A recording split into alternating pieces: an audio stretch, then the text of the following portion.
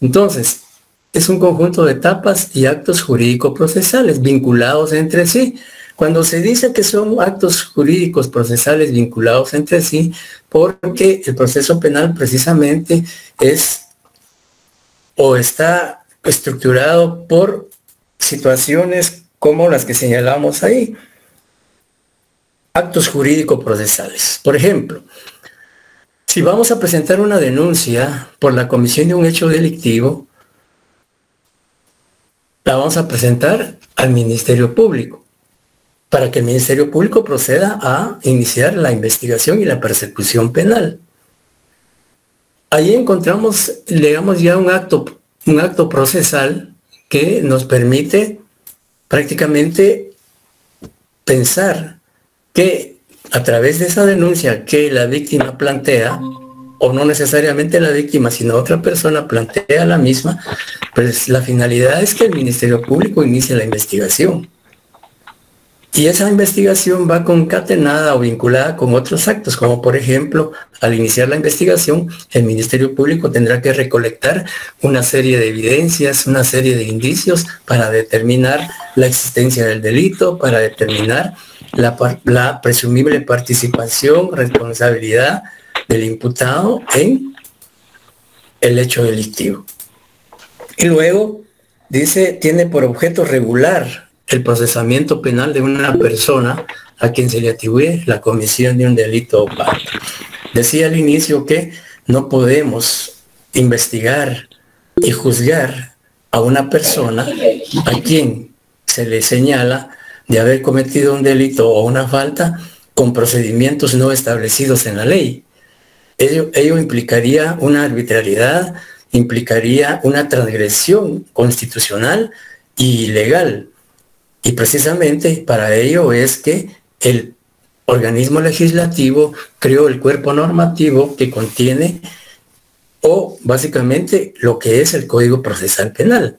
En el Código Procesal Penal encontramos todo el andamiaje jurídico que nos permite, digamos, su aplicación en el proceso penal. Y también un supuesto del proceso penal es la existencia, primero, del delito de la persona a quien se le atribuye y, por supuesto, los demás sujetos o demás partes procesales que puedan intervenir en ese proceso penal. Y, por supuesto, el proceso penal, como supuesto, también tiene el litigio, la controversia que se genera entre los sujetos procesales. Obviamente, el Ministerio Público, como acusador, tendrá que aportar los elementos suficientes para, en un momento dado, demostrar la existencia del hecho punible y luego también la participación del imputado. Y por supuesto, el imputado y su abogado defensor tendrán que acreditar tal vez no su inocencia, aportar los medios de convicción también que permitan desligarlo o desvincularlo del proceso, etcétera. La participación del juez, etcétera. Entonces, en el proceso penal básicamente se genera lo que es en sí un litigio jurídico y técnico entre los sujetos procesales. Luego también se dice que el proceso penal es un procedimiento jurídico mediante el cual el Estado, a través de los órganos competentes, hace efectiva o efectivo la aplicación del derecho penal sustantivo contra la persona a quien se le imputa la comisión de un delito. Lo hablábamos en la sesión anterior cuando señalaba que el derecho procesal penal es instrumental porque permite la aplicación del derecho sustantivo o material. En ese sentido, entonces, esta definición precisamente comprende esa característica, porque a través del proceso penal se va a encauzar el derecho penal sustantivo. Entonces, decía yo también en aquella oportunidad que de nada serviría que exista un código penal que regula todos los tipos penales si no hay un procedimiento para que sean, digamos, para que estos delitos puedan ser juzgados y puedan ser sancionados en un momento dado. Entonces, necesariamente, reitero, tiene que mediar un proceso penal para que la persona pueda ser sometida a un juzgamiento.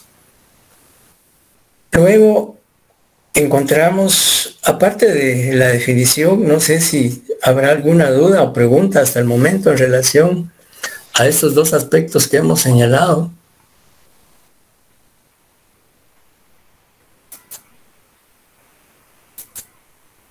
No por el momento, Lic. Muy bien. Bien, continuamos entonces. El proceso penal tiene como fundamento y características, básicamente, el fundamento del proceso penal lo encontramos en las leyes. Y cuando hablo de leyes me refiero a todas las leyes que tengan relación con el proceso penal. Partamos de la Constitución Política de la República de Guatemala, que ya sabemos que es la ley fundamental de un Estado, de un país. Es el texto magno que recoge principios o derechos individuales y sociales y también se encarga de la organización del Estado, organización política del Estado, a través de sus instituciones, etcétera, etcétera. Entonces, el fundamento del proceso penal lo encontramos primero en la ley, Constitución de la República, y luego las leyes ordinarias, Código Penal, Procesal Penal, las leyes penales especiales que están, digamos, que recogen o regulan también tipos penales. Y ya hemos señalado como verbigracia la ley contra la delincuencia organizada, la ley contra la narcoactividad, la ley contra el lavado de dinero, la ley de femicidio y violencia contra la mujer en sus diferentes manifestaciones, la ley de la niñez y adolescencia, etcétera, etcétera. Y también dijimos que la doctrina es también el proceso penal se fundamenta en doctrina. Si ustedes ven una sentencia penal, en muchos fallos de esta naturaleza pueden encontrar que los tribunales de justicia o los jueces en sus fallos citan alguna doctrina. Por supuesto, de derecho procesal penal, derecho penal. Y también la jurisprudencia, citan fallos de sentencias que se refieran al tema. Entonces, estos tres aspectos, las leyes, la doctrina y la jurisprudencia, constituyen esencialmente el fundamento del proceso penal. En cuanto a características, se habla ahí de una característica primera que se dice que es un conjunto de actos regulados por la ley procesal para aplicar la ley penal a casos concretos. Y en efecto, el proceso penal, ya como la definición lo señala, y es un conjunto de actos, pero no son actos simples. Actos, digamos, por supuesto son actos, por eso se dice regulados por la ley, porque no se refiere, no se trata de cualquier acto, sino que esos actos tienen que estar determinados, establecidos o regulados en la ley. Por ejemplo, si en el proceso penal, luego de que el Ministerio Público inicie su investigación, recolecta medios de investigación y los mismos vinculan al imputado con la comisión del delito, pues puede pedirle al juez una audiencia para requerirle la orden de aprehensión del imputado. Ese es un acto procesal y está regulado en la ley. Digamos, en el artículo 6 de la Constitución, que habla de la detención, en el artículo 257 del Código Procesal Penal, en donde se señala que se puede solicitar la orden de aprehensión cuando existan elementos suficientes que hagan creer que la persona participó en la comisión del delito. Ahí vemos entonces que es un acto que realiza el Ministerio Público y que está establecido en la ley. Pensando siempre en ese ejemplo, imaginémonos que en efecto el juez determina que los medios de investigación presentados por el Ministerio Público sí hacen creer, presumir o suponer que el sindicado participó en el delito, el juez tiene la facultad legal de autorizar esa orden de aprehensión. Pero el juez la va a autorizar porque la ley lo establece, no porque se le ocurra o no porque a él, perdone la expresión, se le antoje, sino que lo va a hacer fundamentado en los medios de investigación que le presente el Ministerio Público y lo que establece la ley. Y entonces, por eso se dice que es un conjunto de actos regulados en la ley, porque esos actos no pueden practicarse si no lo permite la ley. De tal manera que todos los actos, acciones, decisiones que se desarrollen y que nazcan de la hilación del proceso penal tienen que estar obligadamente establecidos en la ley. Nadie, por ejemplo, puede detener a una persona si no es por la comisión de un delito. De lo contrario, no podría proceder esa detención. Y así podríamos mencionar una serie de actos que el Código Procesal Penal regula para que el proceso penal continúe su desarrollo. Y esos actos, como dice la característica, para aplicar la ley penal a casos concretos. Y es que en efecto de eso se trata. De nada, digamos, si volvemos al ejemplo de la denuncia, que la víctima, la persona que fue víctima de un hecho delictivo, quiere que el victimario sea investigado y sancionado. Tendrá que promover una denuncia, el Ministerio Público investigarla y, por supuesto, al darse todas esas fases del proceso penal, lo que se busca es que ese delito imputado a esa persona pueda, en efecto, ser sancionado en un momento dado. Entonces, a través de esos actos que están regulados en el Código Procesal Penal, lo que se pretende, lo que se busca es que se aplique el derecho penal sustantivo. Que ese delito imputado a la persona no quede en la impunidad, sino que sea investigado y sancionado. Y eso va a depender de las pruebas que se presenten en su momento. Luego dice, tiene una función de carácter público.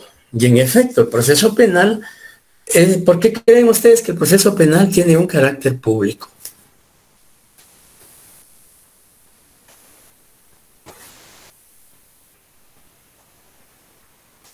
¿Sí me escuchan? Por la relación que hay entre el Estado y el particular, licenciado, tal vez por eso. Por la relación que hay entre el Estado y el particular. Ajá.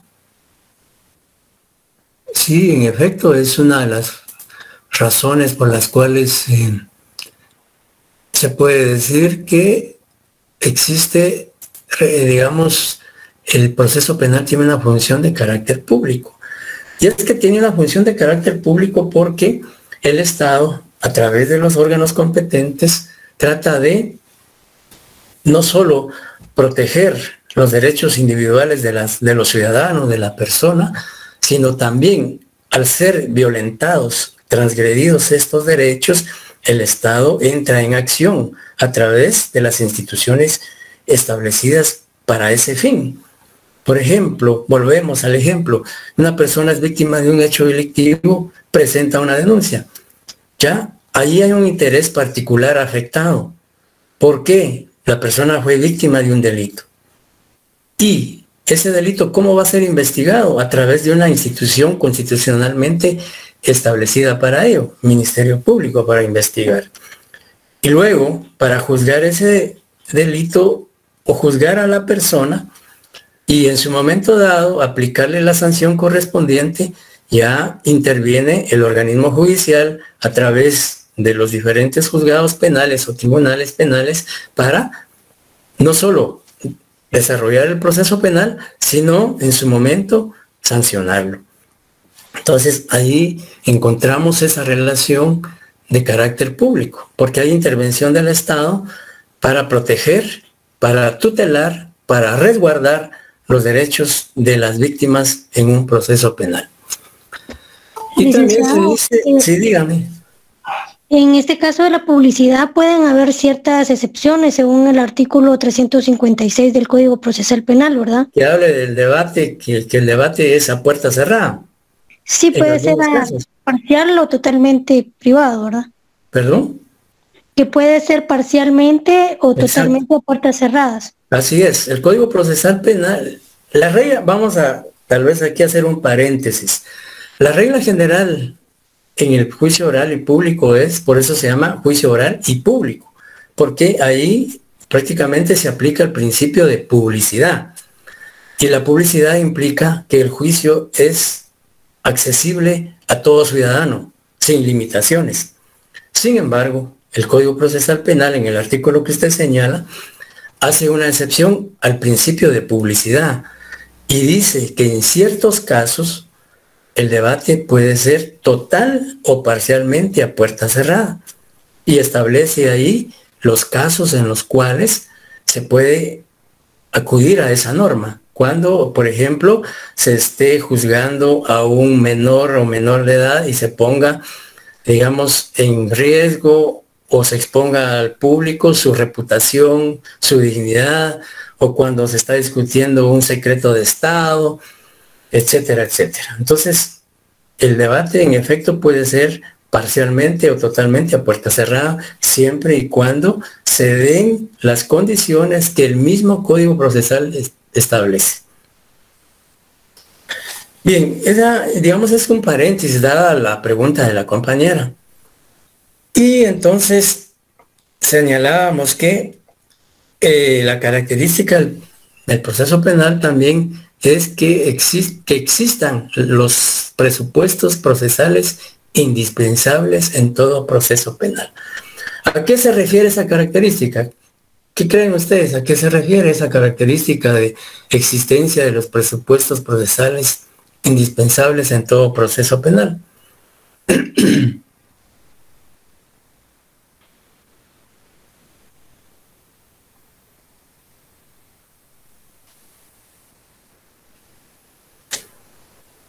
¿Alguien quisiera opinar?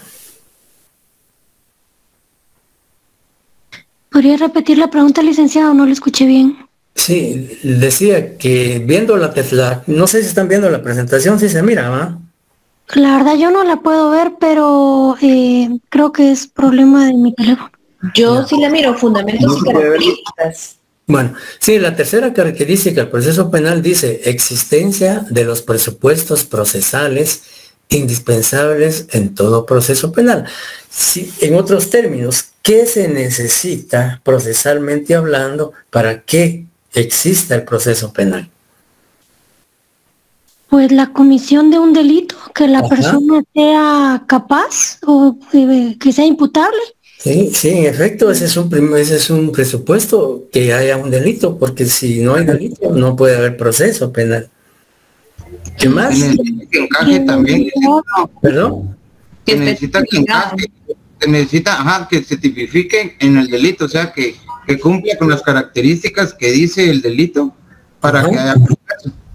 Sí, por supuesto, también. En efecto, el primero, pues la existencia de un delito. Luego también tendrá que existir una persona, o en este caso sindicado o imputado, a quien se le atribuya ese delito. Tendrá que existir una institución que investigue ese hecho delictivo, Ministerio Público. Tendrá que existir un juez o tribunal penal para que juzgue ese hecho delictivo. Tendrá que existir un abogado defensor que, digamos, vele por los derechos del sindicado, etcétera, etcétera. Entonces, esos son los supuestos esenciales que también se les puede llamar, como vamos a ver más adelante, como los sujetos del proceso penal. En ese sentido, entonces, en concreto, podríamos decir que esas son las características del proceso penal. En cuanto a los principios, el proceso penal está estructurado de principios. Hay principios, se hablaba de principios generales, como lo señalamos ahí, y también se habla de principios especiales. Los principios especiales se había mantenido la idea de que eran aplicables únicamente en el juicio oral y público, ya que los principios especiales pues son la oralidad, la publicidad, la inmediación, la concentración, la continuidad, que son los que se dan en el debate. Sin embargo, con las reformas que tuvo el Código Procesal Penal en el 2011, ya estos principios que se llamaban especiales, como lo que les decía, oralidad, publicidad, concentración, continuidad, etcétera, se aplican hoy en día no solo en el debate, sino en todo el proceso penal, porque con la reforma del artículo 109 del Código Procesal Penal, ya la mayor parte del proceso penal es oral. Antes de la reforma del 2011 del artículo 109, más que todo aún se mantenía mucha escritura en el proceso penal. Hoy la escritura en el proceso penal sí existen incidencias todavía escritas, pero lo que se pretende es que el proceso penal sea en su mayor parte oral. Entonces se hablaba de principios especiales que los que tenían aplicación en el juicio oral y público, que como les decía, que cuando veamos el juicio oral y público vamos a referirnos a esos principios. Hoy veamos estos principios básicos del proceso penal en general. Encontramos ahí, por ejemplo, el primer principio que habla de equilibrio. El principio de equilibrio básicamente se refiere a que existe dentro del proceso penal, existe una igualdad de derechos y obligaciones entre las partes, ¿ya? Por eso se llama de equilibrio, porque lo que pretende el Código Procesal Penal es que no haya desigualdad, es que no hayan ventajas de un sujeto procesal sobre otro, sino que existen las mismas oportunidades, los mismos derechos, las mismas obligaciones en el desarrollo de ese proceso penal para las partes. Esto significa que el Ministerio Público no va a tener más derechos por ser Ministerio Público sobre el imputado, ¿ya? Sino que precisamente se llama de equilibrio porque lo que trata este principio es que en el desarrollo del proceso penal los sujetos procesales tengan los mismos derechos de ofrecer pruebas, de asistir a las audiencias, etcétera, etcétera. Y también se dice que el principio de equilibrio, más que todo, se da porque la ley, en este caso el proceso penal, protege tanto los derechos individuales de la persona, del sindicado, de la víctima, como los derechos sociales, ¿ya? Porque el derecho penal, el derecho procesal penal, también busca, a través de su aplicación, conciliar los derechos particulares con los derechos sociales. Entonces, por eso también se dice que el proceso penal rige el principio de equilibrio. Y encontramos su fundamento en el artículo 4 de la Constitución. Allí, por favor, cuando se dice en la presentación el principio de equilibrio, 10 abreviado, artículo 4 es Constitución de la República. Por favor, no vayan a creer que es Cristiano Ronaldo. Entonces, se habla del principio de equilibrio. Y luego encontramos el principio de celeridad.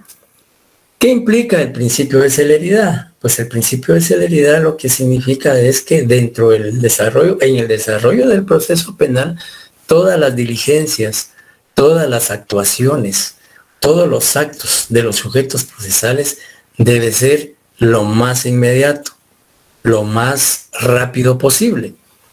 Porque lo que se pretende es que el proceso penal se desarrolle lo más práctico, sencillo y rápido, ya pensando en el principio constitucional de que la justicia es pronta y cumplida. Entonces, ¿en qué consiste el principio de celeridad?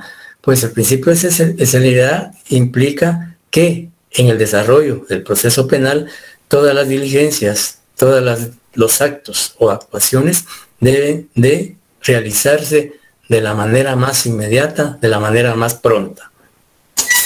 Por ejemplo, si el Ministerio Público está investigando la comisión de un hecho delictivo y como resultado de su investigación establece que en una residencia se encuentra oculto el sindicado o existen vestigios o elementos del delito, pues obviamente, ¿qué tendría que hacer el Ministerio Público allí para poder obtener digamos, localizar al imputado o recolectar esos medios u objetos relacionados con el delito? ¿Qué tendría que hacer?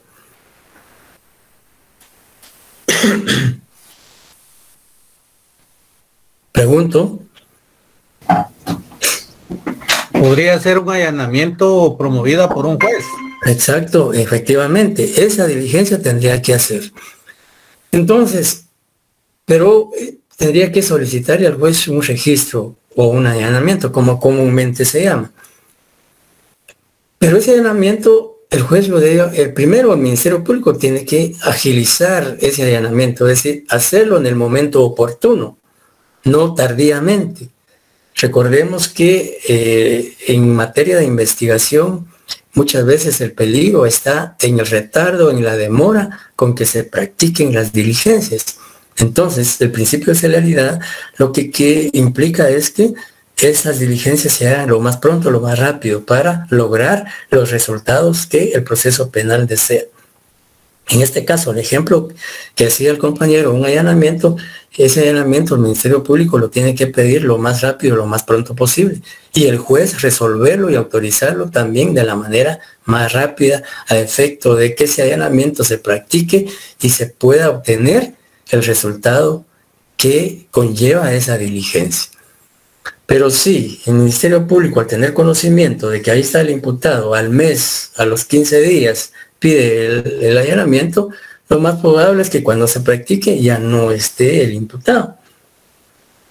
O que el Ministerio Público lo pida inmediatamente y que el juez no lo autorice inmediatamente por cargas de trabajo, etcétera, etcétera. Y ya cuando lo autoriza ya es demasiado tarde, pues no tendría sentido ya esa diligencia. Entonces, el principio de celeridad lo que busca es inmediatez, rapidez, prontitud en el desarrollo de las diligencias del proceso penal. El principio de eficacia.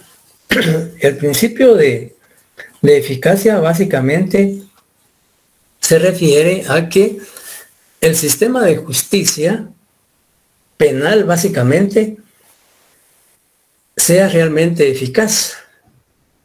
Y digamos, y cuando decimos que debe ser eficaz, pues definitivamente lo que se pretende es que el sistema de justicia penal sea funcional, que responda a los derechos y a los intereses de los sujetos procesales. Que no sea un proceso penal que no, digamos, evidencie los resultados que la víctima o el procesado o el Ministerio Público espera de ese proceso penal. Es decir, que también se dice que para que un sistema de justicia penal sea efectivo, oportuno y que responda a los derechos o intereses de las partes, las instituciones involucradas en el sector justicia penal también sean eficaces en sus funciones. Que exista una coordinación efectiva entre Policía Nacional, Ministerio Público, organismo judicial, INASIF, sistema penitenciario, etcétera, etcétera. Si se logra una eficacia o una eficaz coordinación entre esas instituciones, el sistema de justicia penal puede funcionar mejor, por un lado. Por otro lado, también, para que un sistema de justicia penal pueda ser efectivo, también debe de priorizarse en la investigación de determinados delitos.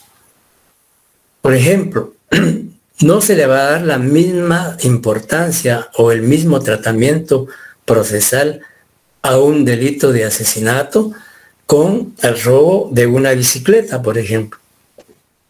Es cierto, eso no significa de que el robo de la bicicleta no sea importante o que no hay que investigarlo, no, sino que definitivamente lo que se quiere con el principio de eficacia es que, por supuesto, la investigación en relación al delito de asesinato va a implicar más esfuerzo, más recursos, etcétera. En tanto, la investigación de un robo de una bicicleta, pues no requiere mayor inversión, quizá de tiempo, de recursos. Entonces, para que un sistema de justicia penal también sea efectivo, es que hay que, digamos, priorizar en la investigación de hechos delictivos. Como les decía, no significa que el robo de la bicicleta no sea importante o que no se investigue, no, por supuesto. Para la víctima del robo de la bicicleta puede ser ese hecho el más importante para él. Imaginémonos que la bicicleta sea su medio de transporte para su trabajo, pues al quedarse sin bicicleta no solo se le perjudicaría en su patrimonio, sino también tendría otras consecuencias. Pero lo que se trata de decir es que la eficacia también implica priorizar, invertir más tiempo y recursos en aquellos hechos delictivos más graves, más trascendentes. ¿Ya? Y también se dice que el principio de eficacia, un sistema de justicia penal puede ser efectivo o eficaz si delitos menos graves se solucionan con acuerdo entre las partes. El Código Procesal Penal permite en algunos delitos que, digamos, sin necesidad de agotar todo un proceso penal, si las partes llegan a un arreglo, si las partes llegan a un convenio, de solucionar su conflicto penal de manera voluntaria, de manera espontánea, dentro del marco legal, pues se soluciona ese delito. Y prácticamente ahí estaría también funcionando lo que es el sistema de justicia penal de la mejor manera. Y por ejemplo, cuando veamos lo relativo a la desjudicialización, que son prácticamente formas alternas de solucionar un conflicto penal, vamos a ver cómo se aplican y ahí encontramos una manera de que el proceso penal sea efectivo, sin necesidad de llegar hasta un juicio oral y público. Por ejemplo, los procedimientos abreviados que ustedes han escuchado en los medios de comunicación, que se habla de los procedimientos abreviados, etcétera, etcétera, y que en su momento pues vamos a analizar cuando veamos las formas de simplificar un proceso penal. Y luego se habla también del principio de favor rei, es decir, ya traducido al castellano, en favor del reo o indubio por reo. ¿Ya? Y básicamente este principio de favor rei, lo que significa o lo que quiere decir es que cuando en el desarrollo de un proceso penal exista duda sobre la participación del sindicado en el proceso penal o no existan medios de investigación suficientes que lo vinculen a ese proceso penal, pues se debe resolver en su favor. ¿Ya? Y por supuesto, ese principio es general y lo que se busca es, como dice el principio, en favor del reo, en favor del imputado. Porque recordemos que, digamos, la justicia no es solo sancionar al imputado, sino también si no hay elementos, digamos, legales, no hay medios de convicción, no hay indicios racionales que lo incriminen, que lo relacionen con el hecho punible, pues definitivamente el Ministerio Público tiene la obligación de pedir en favor del imputado. Si, digamos, veamos ahí el artículo 14 de la Constitución de la República. Alguien que por favor le dé lectura al artículo 14. Presunción de inocencia y publicidad del proceso. Toda persona es inocente mientras no se le haya declarado responsable judicialmente en sentencia debidamente ejecutoriada. El detenido es ofendido. El Ministerio Público y los abogados que hayan sido designados por los interesados en forma verbal o escrita tienen derecho de conocer personalmente todas las actuaciones, documentos y diligencias penales, sin reserva alguna y en forma inmediata. Muy bien, gracias. Ahora el artículo 290 del Código Procesal Penal, si alguien le pudiera darle lectura, por favor.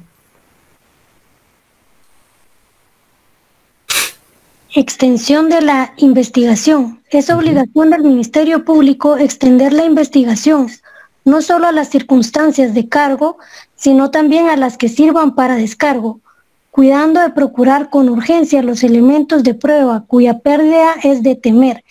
Si estima necesaria la práctica de un acto conforme a lo previsto para los definitivos e irreproducibles, lo requerirá enseguida al juez competente o, en caso de urgencia, al próximo. El Ministerio Público debe también procurar la pronta evacuación de las citas del imputado para aclarar el hecho y su situación. El incumplimiento o la demora injustificada en la investigación será considerada falta grave y hará responsable al funcionario de las sanciones previstas en la ley. Bien, como pueden ustedes observar, el artículo 290 dice o le impone la obligación al Ministerio Público porque también debe pedir en favor del imputado. No solo acusarlo, sino si no tiene elementos para acusarlo, pues pedir a favor del imputado. Ese es el principio de favor rey. Luego encontramos el principio de oficialidad, que se refiere básicamente a que, en este caso, el principio de oficialidad se refiere a la obligación y la responsabilidad que tiene el Estado de digamos, tutelar, de proteger y sobre todo aplicar la justicia penal en los casos concretos, a través de las instituciones creadas constitucional y legalmente para ese efecto, ¿ya? O sea, el jus puniendi que tiene el Estado y que es el único que, digamos, a través de los órganos estatales, en este caso el organismo legislativo, crear leyes penales, crear, digamos, tribunales penales, y por supuesto la Corte Suprema de Justicia es la responsable de crear los juzgados, pero eso lo va a hacer siempre y cuando tenga el presupuesto necesario, y ese presupuesto se lo tendrá que dar el Estado, de los ingresos y del presupuesto nacional del Estado. Entonces, el principio de oficialidad, más que todo, se refiere a la obligación que tiene el Estado de garantizar la justicia penal para todos los ciudadanos, de proteger los derechos de los ciudadanos ante la transgresión del Código Penal. Entonces, a eso se refiere el principio de oficialidad. Luego encontramos el principio de celeridad, y básicamente el principio de celeridad lo que implica es que en el proceso penal las diligencias deben la celeridad ya lo hablamos, hablemos del principio de sencillez, que tenemos como cita ahí el artículo 86, el 297, el 299 del Código Procesal Penal, que son ejemplos en algunos casos en los cuales el proceso penal debe ser lo más sencillo, lo más simple. El proceso penal, el principio de sencillez, precisamente eso es lo que busca, que el desarrollo del proceso penal sea desprovisto de excesivos formalismos, de excesivos rigorismos, sino que el proceso penal debe ser práctico, debe ser sencillo. Por supuesto, el hecho de que el proceso penal sea sencillo no significa que cumpla los requisitos que la ley establece. Cuando se habla de sencillez, es que, digamos, tanto el Ministerio Público como los jueces no deben de exigirle a las partes requisitos que no estén establecidos en la ley. Debe ser el proceso penal lo más simple, lo más sencillo. Pero, insisto, la sencillez del proceso penal no significa dejar de cumplir o de observar las formalidades, los requisitos que la ley exige. Por ejemplo, si vemos el artículo 297 del Código Procesal Penal, si alguien aparte de Yulisma puede leerlo, por favor. 290. Artículo 297. Denuncia.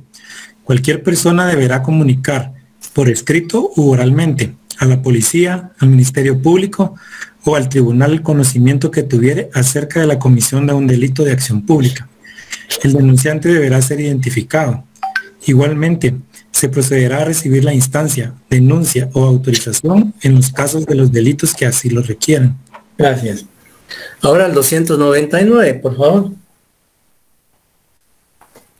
Artículo 299. Contenido.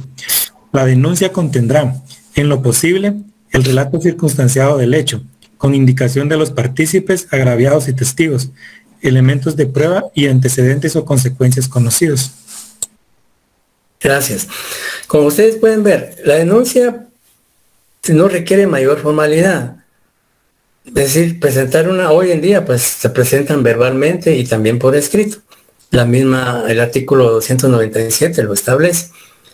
Pero también significa que la misma ley en el artículo 299 establece ahí qué requisitos debe reunir una denuncia, requisitos mínimos.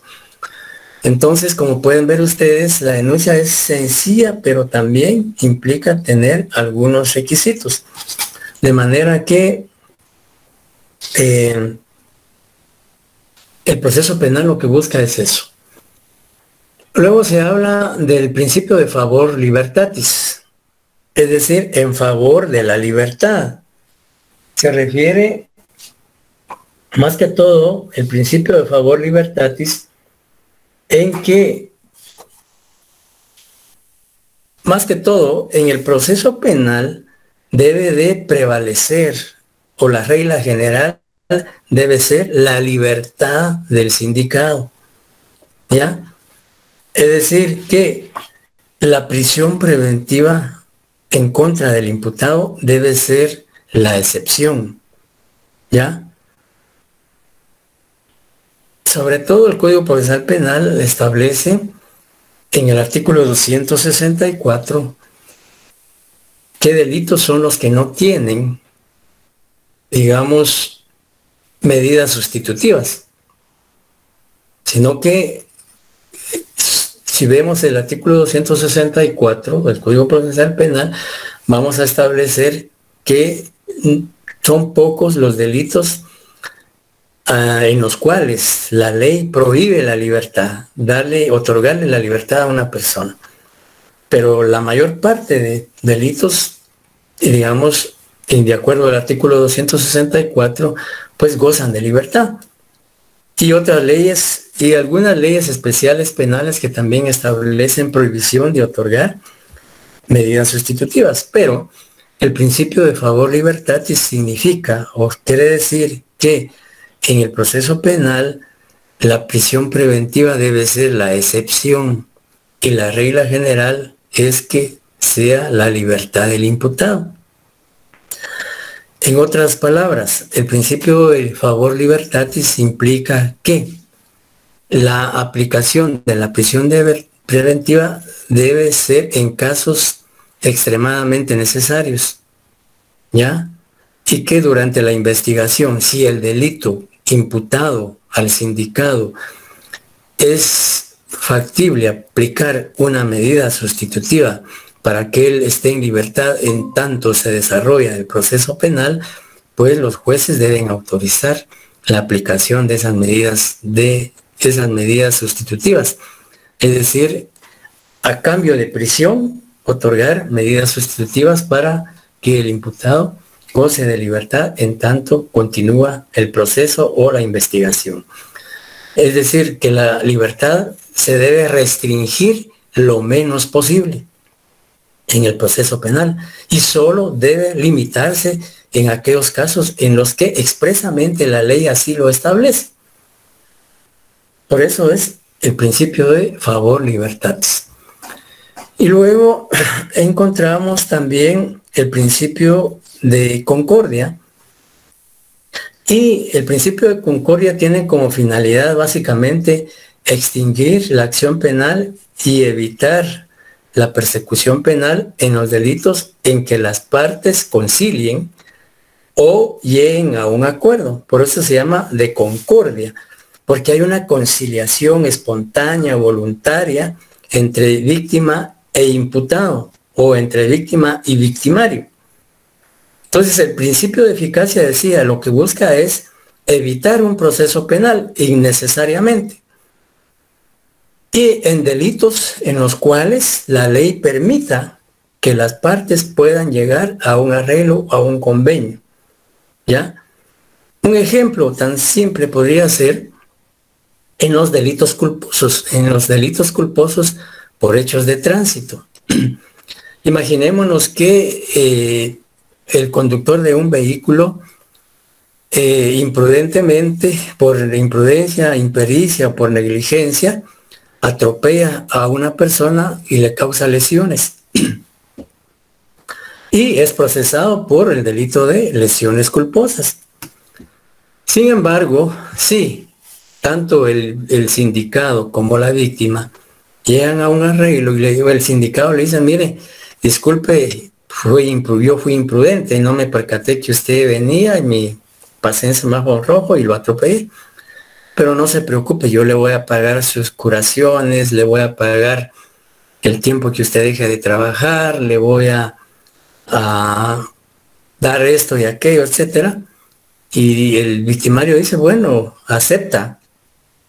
Pues ellos llegan ahí a un arreglo y entonces allí prácticamente hubo una conciliación entre las partes y eso implica entonces continuar con el proceso penal. Ya no tiene sentido seguir ese proceso penal. ¿Por qué? Porque la víctima y el victimario llegaron a un acuerdo y se dieron por satisfechos de solucionar el conflicto como ellos estimaron conveniente. Y por supuesto, esa conciliación o ese acuerdo es legal. La ley lo permite. Entonces, licenciado, sí, diga. A eso se refiere el artículo 25 en el que indica oportunidad. ¿Así es? Así es, efectivamente. Ese es un ejemplo bueno de aplicar una medida desjudicializadora. Y las medidas desjudicializadoras lo que buscan precisamente es evitar la persecución penal. Es decir, llevar innecesariamente un proceso penal hasta juicio cuando las partes ya conciliaron legalmente. Tiene razón Yulisma al señalar el artículo 25, que es la aplicación de un criterio de oportunidad que se da en ese caso que yo planteé o en otros. ¿Ya? Entonces el principio de concordia es lo que busca. Luego encontramos acá, no hay dudas hasta el momento, otras. Licenciado, disculpe, solo el punto de acusatorio creo yo que no lo dijo. Sí, perdón. Sí, más que todo el principio acusatorio, más lo que busca es, podríamos decir que tiene una relación con el principio de eficacia y de equilibrio. Porque en el principio acusatorio también lo que se pretende o lo que se busca es que las partes puedan también tener las mismas, prácticamente asegurar a las partes en el proceso penal igualdad de oportunidades y de ofrecimiento de pruebas, de alegatos y de recursos. ¿Ya? A eso se refiere el principio acusatorio, que las partes o los sujetos procesales que intervienen en el proceso penal tengan las mismas oportunidades en todas las diligencias que deseen presentar. Por ejemplo, el ofrecimiento de las pruebas. Tienen esa libertad de ofrecer pruebas, tienen la libertad de presentar recursos siempre y cuando sean procedentes de conformidad con la ley, y por supuesto que también exista una igualdad entre los sujetos procesales. No sé si queda satisfecha la pregunta. Sí, licenciado, muy amable. Gracias. Bien, luego, fines del proceso penal. El proceso penal tiene fines, de acuerdo a la doctrina, encontramos fines generales y fines específicos. Los fines generales, dentro de los fines generales encontramos la justicia, la seguridad jurídica y el bien común. Ya sabemos, digamos, en el caso de los principios generales, la justicia, pues la justicia lo que persigue es que todo, que la justicia penal se aplique de conformidad con la Constitución, de conformidad con las leyes ordinarias, en este caso las leyes penales, y que satisfaga los derechos y los intereses de las partes en el proceso penal. Como se dice comúnmente, la justicia implica darle a cada quien lo que le corresponde, lo que la ley señala, lo que la ley establece. Es decir, ser ecuánimes, ser justos, ¿ya? Y no ser injustos con los sujetos procesales. O sea, que la justicia penal sea equitativa, que la justicia penal no sea desigual. Y por eso es la justicia. Y también, por supuesto, como principio general, la justicia lo que busca es la satisfacción de los derechos y los intereses que han sido vulnerados de las personas. Por ejemplo, en el proceso penal, que la justicia responda a garantizar los derechos de la víctima, y también la justicia responda a garantizar los derechos que tiene el imputado en el proceso penal. Darle a cada quien lo justo de conformidad con la ley. Luego se habla de las... Sí, diga. También en el artículo 5 del Código Procesal Penal. Los fines del proceso. Ajá, que es la averiguación de un hecho señalado como delito o falta. Así es. Y aquí en la presentación señalamos en el inciso B los fines legales, artículo 5 del Código Procesal Penal. Y hablaba de la seguridad jurídica, es decir, la seguridad jurídica lo que implica es que el ciudadano y sobre todo las partes dentro del proceso penal deben de tener la certeza y la seguridad de que la ley, en este caso el Código Procesal Penal, el Código Penal, se va a aplicar en su justa dimensión. Es decir, se va a aplicar con equidad, con justicia. Es decir, la seguridad jurídica es que las partes en el proceso penal esperan que las instituciones involucradas en el sector justicia actúen con objetividad, con imparcialidad, a efecto de que ellos sientan esa seguridad y esa certeza jurídica de que sus derechos, sus intereses van a ser respetados, van a ser observados, van a ser cumplidos, sin ninguna violación o transgresión. Y luego el bien común, pues que está garantizado en el artículo 2 de la Constitución, que dice que el Estado tiene la obligación de velar por el desarrollo del bien común. Y el bien común implica, aparte de otros aspectos, como estamos hablando de la justicia penal, es también garantizarle al ciudadano esa justicia penal como parte de su desarrollo integral si es víctima de un hecho delictivo. Y dentro de los fines específicos encontramos, sí se está viendo la presentación, ¿verdad? Sí, Lick, se mira. Bueno, gracias. Los fines específicos, básicamente, según la doctrina, dice, está la investigación de la verdad material o histórica del hecho delictivo, ¿ya?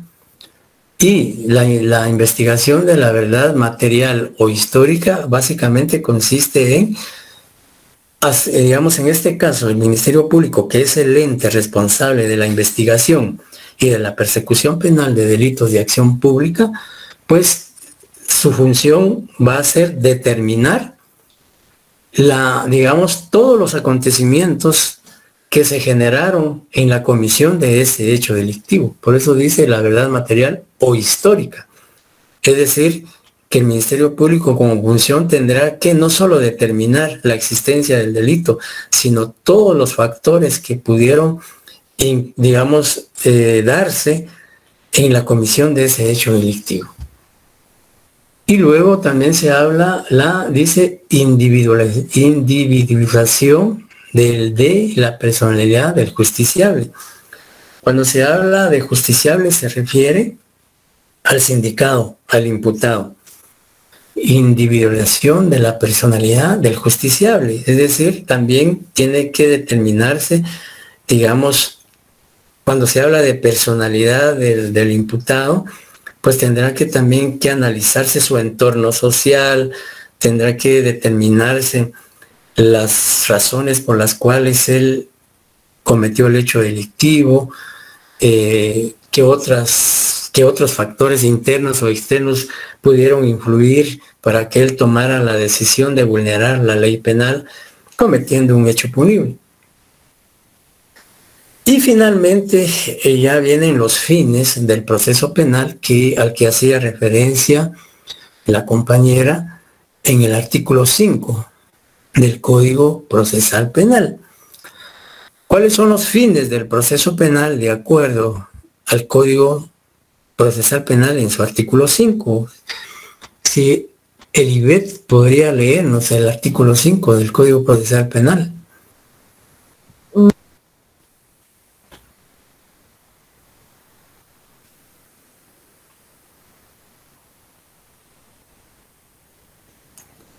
Ay, perdón, no había visto que tenía apagado el micrófono.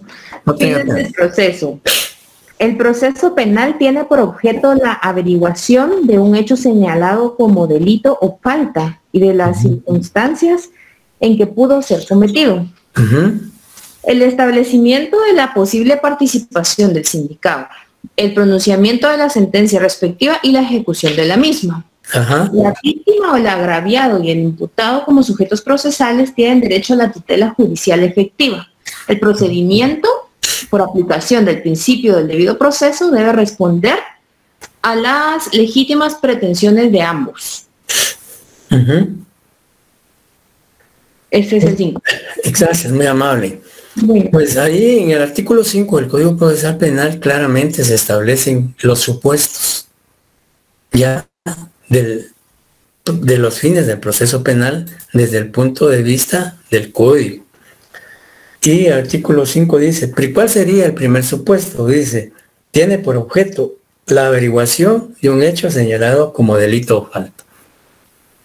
Desde el momento en que se comete un hecho delictivo o una falta y la víctima lo denuncia, pues ya inicia el Ministerio Público la investigación y la persecución penal. Primero, según este supuesto, según el artículo 5, primer supuesto, dice, tiene por objeto la averiguación de un hecho señalado como delito o falta.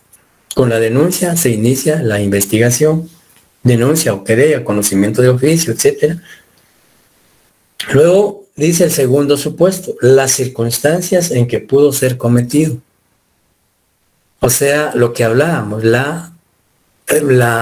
más que todo, la verdad histórica de cómo aconteció ese hecho delictivo. El establecimiento de la posible participación del sindicado.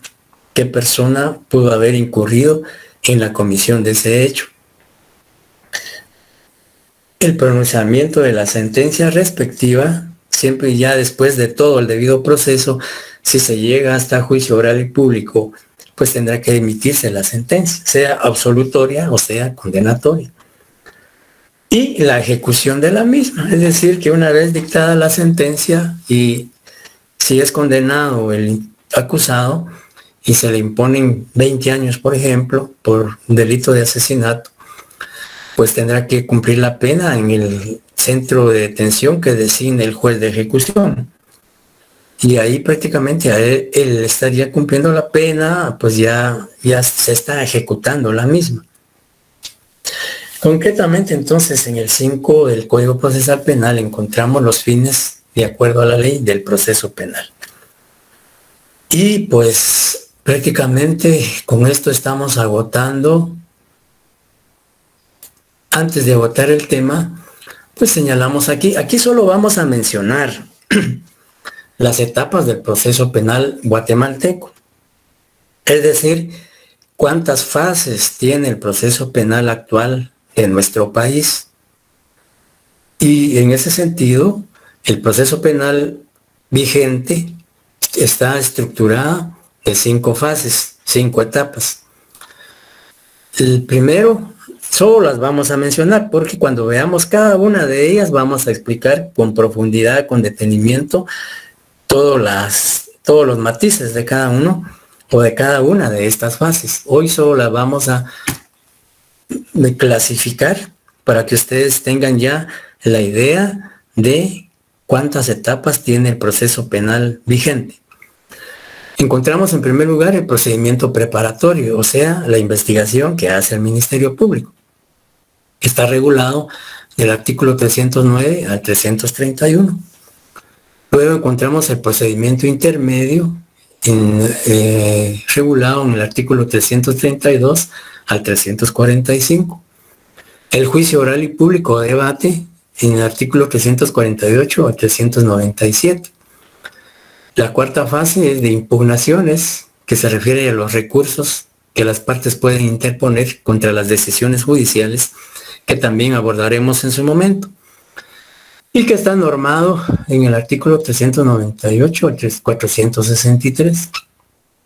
Y finalmente la etapa de ejecución, a cargo de un juez de ejecución, que está regulado en el artículo 492 al 525.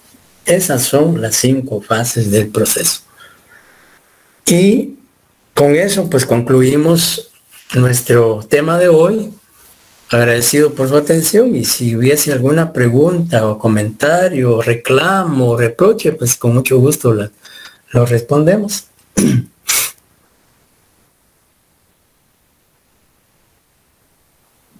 Muchas gracias, Dick. Para mí todo claro. Muchas gracias. Gracias, muy amable. Todo claro, licenciado.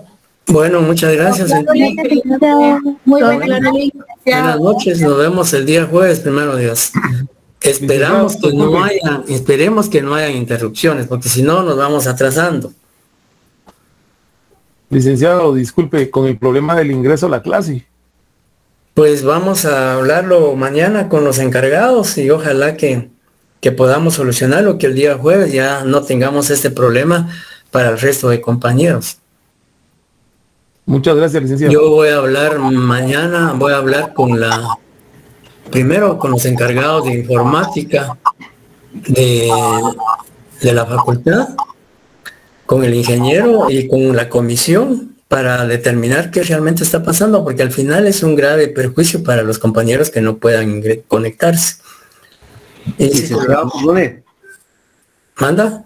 ¿Usted va a subir las diapositivas al plano? Sí, sí, las voy a mandar, si no mañana, el jueves las mando. Al chat y a los grupos. Muy amable. Buenas noches, que descansen. Primero Dios, nos vemos el jueves.